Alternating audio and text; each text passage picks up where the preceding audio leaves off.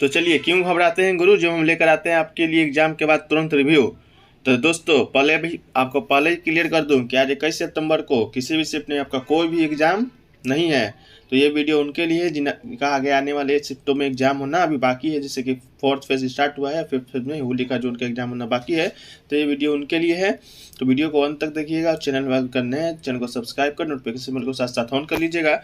और अगर आप हमारे जिनका आगे एग्जाम है, अगर आप हमारे 17 अगस्त से लेकर 18 सितंबर तक का ऑनलाइन फॉर्मेट में PDF तैयार किया गया है मात्र 20 रुपये के न्यूनतम शुल्क पर, तो अगर आप इसे लेना चाहते हैं तो आप दिए गए नीचे व्हाट्सएप नंबर पर कॉन्टैक्ट कीजिएगा, डिस्क्रिप्शन बॉक्स में नंबर दिया गया है। तो चलिए शुरू करते हैं। आज का कैसा कैसा प्रश्न आपको देखने को मिला है।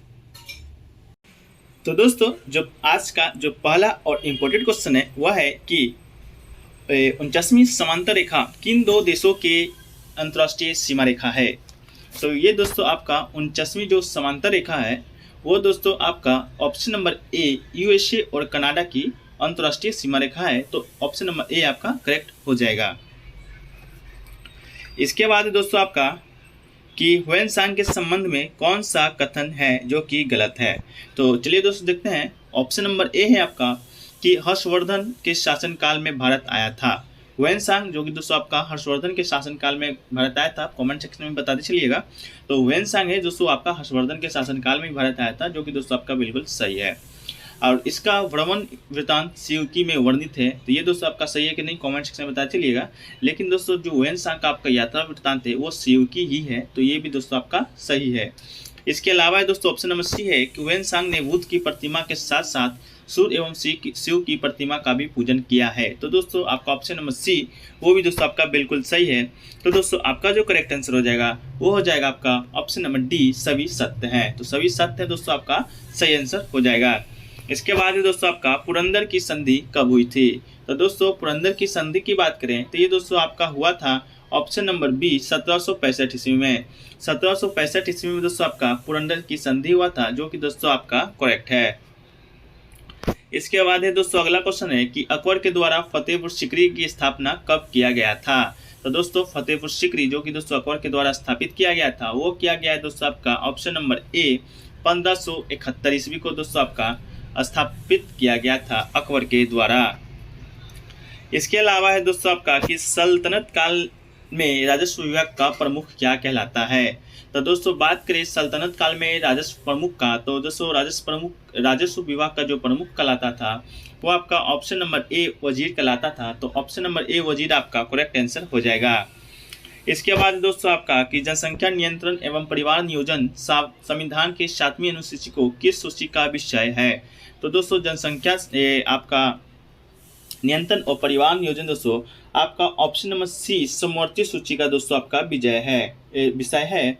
बात कर दोस्तों ये आपका 7वीं अनुसूची का, तो 7वीं अनुसूची में दोस्तों 3 प्रकार की सूची का प्रावधान किया गया है। पहला आपका संघ सूची, दूसरा राज्य सूची और तीसरा समवर्ती सूची। संघ सूची का तात्पर्य दोस्तों कि संघ सूची में सिर्फ उसी विषय को शामिल किया गया है जिस पर कानून बनाने का जो अधिकार है आपका केंद्र को है। राज्य सूची में कानून बनाने का अधिकार आपका राज्य सरकार का है, और समवर्ती सूची में दोस्तों कानून बनाने का अधिकार है जो कि दोस्तों आपका राज्य और केंद्र सरकार दोनों के है। लेकिन दोस्तों टकराव की स्थिति में आपका जो कानून मान्य होगा वो आपका केंद्र सरकार का कानून ही मान्य होगा। तो इतना फैक्ट तो दोस्तों आपको याद रखना है, जो कि सूची का जो आपका किस सूची में दिया गया है। तो आपका 7वीं अनुसूची में आपका ये तीनों सूची आपका सम्मिलित है। इसके बाद दोस्तों अवशिष्ट सूची आता है, जो कि दोस्तों आपका जब संविधान बन रहा था तो उस समय आपके किसी की नॉलेज में नहीं था। जैसे दोस्तों नेट, परमाणु बम, ये सब का दोस्तों उस समय कोई भी अस्तित्व नहीं था। तो वो सब दोस्तों आपका अवशिष्ट सूची में आता है, जिसमें कानून बनाने का अधिकार दोस्तों केंद्र सरकार को ही होता है। अगला है दोस्तों कि लोकसभा के प्रथम अध्यक्ष कौन थे जिनके विरुद्ध अविश्वास प्रस्ताव लाया गया था। तो दोस्तों लोकसभा के प्रथम अध्यक्ष आपके option number B GB Mavalankar थे, जो कि दोस्तों आपका इनके विरुद्ध अविश्वास प्रस्ताव लाया गया था। अगला है दोस्तों कि भारतीय संविधान सभा की पहली बैठक कब हुई थी। तो दोस्तों बात करें भारतीय संविधान सभा की पहली बैठक की, तो ये दोस्तों आपका 9 दिसंबर 1940 ईस्वी को पहली बैठक का आयोजन किया गया था, जिसके जो अध्यक्ष आपके निर्वाचित किए गए थे वो दोस्तों आपका अस्थायी अध्यक्ष निर्वाचित किए गए थे डॉक्टर सचिदानंद सिन्हा जी को।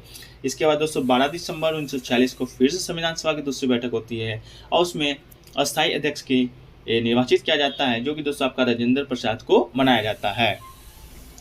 अगला है दोस्तों कि पपीता में कौन सा अम्ल पाया जाता है। तो दोस्तों पपीता की बात करें तो इसमें दोस्तों ऑप्शन नंबर ए एस्कॉर्बिक अम्ल पाया जाता है, जो कि दोस्तों आपका बिल्कुल राइट आंसर है। इसके अलावा है दोस्तों कि आधुनिक आवर्त सारणी के उस समूह का नाम बताना है जिसमें ऐसे तत्व हैं जो सभी गैसों में हैं। तो इसका जो राइट आंसर दोस्तों आपका हो जाएगा वो हो जाएगा दोस्तों आपका ऑप्शन नंबर डी समूह 18 इसका करेक्ट आंसर हो जाएगा। इसके अलावा है दोस्तों कि एन कोष में अधिकतम इलेक्ट्रॉनों की संख्या कितनी होती है। तो दोस्तों बात करें एन कोष में अधिकतम इलेक्ट्रॉनों की संख्या का, तो ये दोस्तों आपका ऑप्शन नंबर डी 32 इलेक्ट्रॉन की संख्या आपका होता है। इसके बाद दोस्तों आपका कैल्शियम कार्बाइड का उपयोग हरे फलों को पकाने के लिए किया जाता है क्योंकि यह डैश बनाता है। तो ये दोस्तों आपका ऑप्शन नंबर ए एसिटिलीन बनाता है। तो दोस्तों आपका एसिटिलीन जो कि आपका बिल्कुल करेक्ट आंसर हो जाएगा।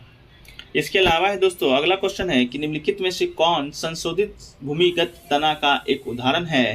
तो ये दोस्तों ऑप्शन नंबर ए है आलू, जो कि दोस्तों आपका संशोधित भूमिगत तना का आपका उदाहरण है। इसके अलावा है अगला क्वेश्चन है दोस्तों कि सिनकोना पौधे के किस भाग में कुनेन प्राकृतिक रूप में पाया जाता है। तो दोस्तों कुनेन है जो कि दोस्तों आपका पाया जाता है ऑप्शन नंबर डी छाल में। सिनकोना पौधे के छाल जो भाग होता है उसी में दोस्तों आपका कुनेन प्राकृतिक रूप में आपका पाया जाता है, जो कि दोस्तों मलेरिया जो आपका बीमारी होता है उसमें भी इलाज करने में सहायक सिद्ध होता है कुनेन का आपका पौधा। इसके बाद दोस्तों कि वो जीव है जिसमें केंद्रक झिल्ली का अभाव होता है उसे क्या कहते हैं। तो ये दोस्तों आपका जिसमें केंद्रक झिल्ली का अभाव होता है उसे दोस्तों आपका ऑप्शन नंबर सी प्रोक्रियोटिक इसको कहा जाता है। तो दोस्तों आपका option number C correct answer हो जाएगा। इसके अलावा अगला क्वेश्चन दोस्तों कि निम्न में से किसे प्रोटीन का कारखाना कहा जाता है। तो दोस्तों प्रोटीन का जो कारखाना है वो आपका ऑप्शन नंबर बी राइबोसोम को दोस्तों कहा जाता है प्रोटीन का कारखाना। अगला है दोस्तों कि सार्वजनिक क्षेत्र में विनिवेश को क्या कहा जाता है। तो दोस्तों बात करें सार्वजनिक क्षेत्र में विनिवेश को तो इसे दोस्तों ऑप्शन नंबर ए निजीकरण कहा जाता है। तो निजीकरण आपका बिल्कुल करेक्ट आंसर हो जाएगा। इसके बाद पूछा है दोस्तों कि जीएसटी क्या है। तो जीएसटी जिसका जो फुल फॉर्म होता है दोस्तों गुड एंड सर्विस टैक्स का फुल फॉर्म होता है, जो कि दोस्तों आपका एक अप्रत्यक्ष कर है, जो कि दोस्तों जीएसटी भारत में कब लागू हुआ था। तो दोस्तों 1 जुलाई 2017 को दोस्तों आपका जीएसटी को लागू किया गया था, जो कि दोस्तों आपका अप्रत्यक्ष कर है। अगला है दोस्तों कि राष्ट्रीय आय समिति का गठन किस वर्ष किया गया था। तो दोस्तों राष्ट्रीय आय समिति के गठन की बात करें तो ये दोस्तों आपका ऑप्शन नंबर ए 1949 ईस्वी में आपका किया गया था। इसके बाद दोस्तों लोनार झील कहाँ स्थित है। तो लोनार झील की बात करें तो ये दोस्तों आपका ऑप्शन नंबर डी महाराष्ट्र में स्थित है आपका लोनार झील। इसके अलावा है दोस्तों कि विश्व में तंबाकू का सबसे बड़ा उत्पादक देश कौन सा है। तो दोस्तों बात करें विश्व में सबसे बड़ा तंबाकू उत्पादक देश का तो ये दोस्तों आपका ऑप्शन नंबर सी चीन आपका जो देश है वो दोस्तों आपका विश्व में सबसे बड़ा तंबाकू उत्पादक देश है। ये तो दोस्तों आपका फर्स्ट पे हो गया। सेकंड की बात करें तो सेकंड में दोस्तों आपका जो अपना भारत देश है वो दोस्तों आपका तंबाकू का सबसे बड़ा उत्पादक देश है। इसके अलावा दोस्तों कि निम्न दिए गए विकल्पों में से कौन सा कृष्णा नदी की सहायक नदी नहीं है। तो दोस्तों कृष्णा नदी की जो सहायक नदी नहीं है आपका ऑप्शन नंबर डी पेनगंगा, जो कि दोस्तों कृष्णा नदी की सहायक नदी नहीं है। इसके अलावा जो ऊपर के 3 ऑप्शन है अमरावती, पंचगंगा और मूसी, जो कि दोस्तों आपका कृष्णा नदी की सहायक नदी है। अगला है दोस्तों कि सैंडल पीक कहाँ अवस्थित है। तो दोस्तों बात करें सैंडल पीक का तो ये दोस्तों आपका अवस्थित है अंडमान निकोबार में। तो अंडमान निकोबार में भी कहाँ स्थित है तो ये दोस्तों आपका उत्तरी अंडमान में स्थित है। तो ऑप्शन नंबर बी हो जाएगा दोस्तों आपका राइट आंसर, उत्तरी अंडमान में आपका दोस्तों सैंडल पीक जो कि स्थित है। अगला है कि अरावली पहाड़ी के पश्चिम छोर पर निम्न में से कौन सी नदी निकलती है। तो दोस्तों बात करें अरावली के पहाड़ी के पश्चिमी छोर से दोस्तों आपका 2 नदी निकलता है। पहला ऑप्शन नंबर ए लूनी और ऑप्शन नंबर बी बनास नदी दोस्तों आपका। तो ऑप्शन नंबर डी दोस्तों आपका बिल्कुल राइट आंसर हो जाएगा, ए और बी दोनों आपका करेक्ट हो जाएगा। इसके बाद अगला क्वेश्चन दोस्तों कि निम्नलिखित में से कौन सा जो राज्य है जो पड़ोसी देश भूटान के साथ सीमा साझा नहीं करता है। तो दोस्तों आपको बता दूं भूटान के साथ दोस्तों भारत के 4 सीमा है जो कि दोस्तों आपका सीमा साझा करता है। पहला दोस्तों आपका हो जाएगा सिक्किम, इसके बाद दोस्तों हो जाएगा आपका असम, इसके बाद दोस्तों आपका हो जाएगा पश्चिम बंगाल, इसके बाद दोस्तों आपका अरुणाचल प्रदेश। दोस्तों ये 4 देश है जो कि दोस्तों भूटान के साथ आपका सीमा साझा करता है। तो दोस्तों आपका इसका जो सही आंसर हो जाएगा वो हो जाएगा दोस्तों आपका ऑप्शन नंबर डी, उपयुक्त में से कोई नहीं, क्योंकि दोस्तों असम, पश्चिम बंगाल और अरुणाचल प्रदेश आपका सीमा साझा करता है। इसके अलावा एक और देश है जो सिक्किम भी है, जो कि दोस्तों भूटान के साथ सीमा साझा करता है। अगला है दोस्तों कि हाल ही में एस्टोनिया की पहली महिला प्रधानमंत्री कौन बनी है। तो दोस्तों बात करें एस्टोनिया की पहली महिला प्रधानमंत्री की, तो ये दोस्तों आपका बनी है option number A, Kaja Kallas. किसी भी देश के जो पहला महिला प्रधानमंत्री या पहला प्रधानमंत्री, पहला राष्ट्रपति होता है दोस्तों, वो आपका एग्जाम और पॉइंट ऑफ व्यू से बहुत ही इंपॉर्टेंट होता है। तो दोस्तों इसे याद रखना है, एस्टोनिया की पहली महिला प्रधानमंत्री आपका option number A, Kaja Kallas बनी है। इसके अलावा दोस्तों कि टोक्यो पैरा ओलंपिक में स्वर्ण पदक जीतने वाले बैडमिंटन खिलाड़ी प्रमोद भगत का संबंध बिहार के किस जिले से है। तो दोस्तों बात करें प्रमोद भगत की, तो इनका जो संबंध दोस्तों आपका पहला तो बिहार से है। बिहार में भी कहाँ से है, तो दोस्तों आपका ऑप्शन नंबर ए, वैशाली से है। प्रमोद भगत से दोस्तों इस प्रकार के प्रश्न पूछे जा सकते हैं कि दोस्तों प्रमोद भगत किस खेल से संबंधित है, तो दोस्तों आपका बैडमिंटन खिलाड़ी हैं। और दोस्तों ये कौन सा पदक जीते थे टोक्यो पैरा ओलंपिक में, तो दोस्तों आपका स्वर्ण पदक जीताते हैं। कब जीते थे, तो टोक्यो पैरा ओलंपिक 2020 जो कि दोस्तों 2021 में खेला गया था, उस समय प्रमोद भगत दोस्तों आपका टोक्यो पैरा ओलंपिक में स्वर्ण पदक जीतने वाले पहले खिलाड़ी बने थे, जो कि दोस्तों बिहार वैशाली के जिले से संबंधित हैं। अगला है कि टोक्यो ओलंपिक में भारत के लिए पहला पदक किसने जीता था।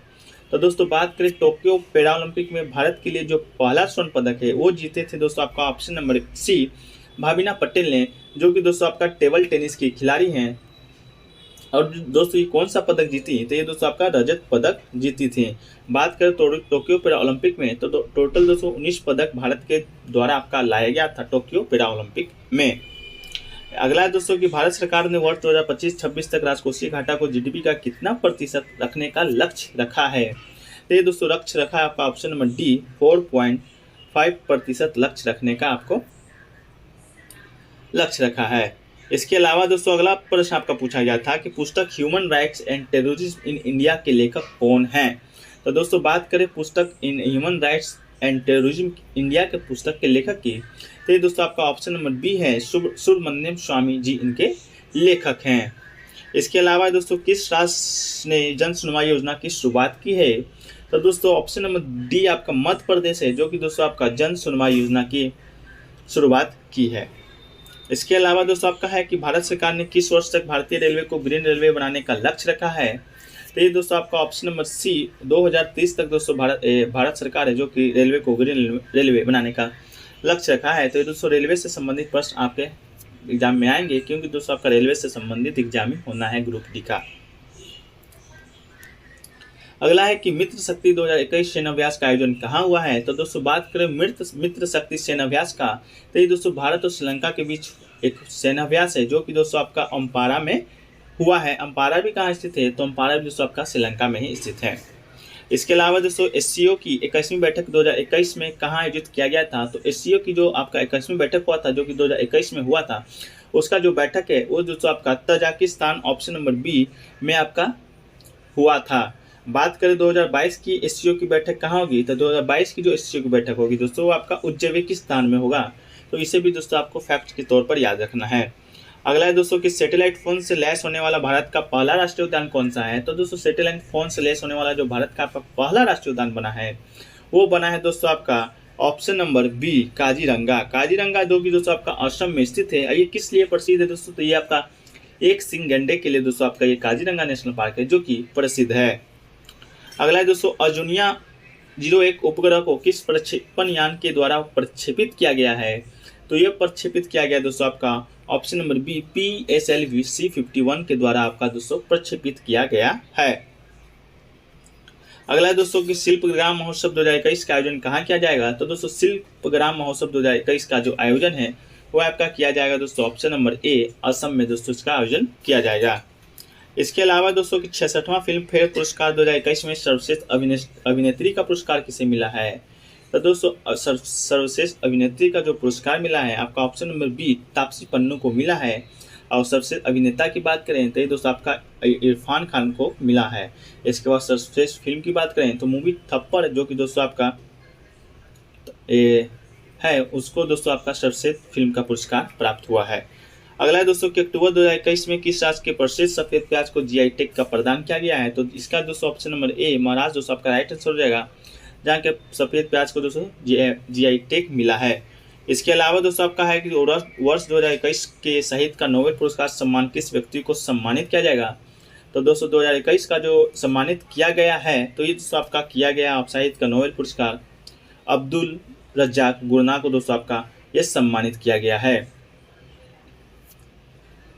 आप इसको इस तरह से भी याद रख सकते हैं दोस्तों कि साहित्य लिखना गुनाह है। तो दोस्तों साहित्य से साहित्य का नोबेल पुरस्कार और गुनाह से दोस्तों आपका गुनाह आप रिलेट करके याद रख सकते हैं।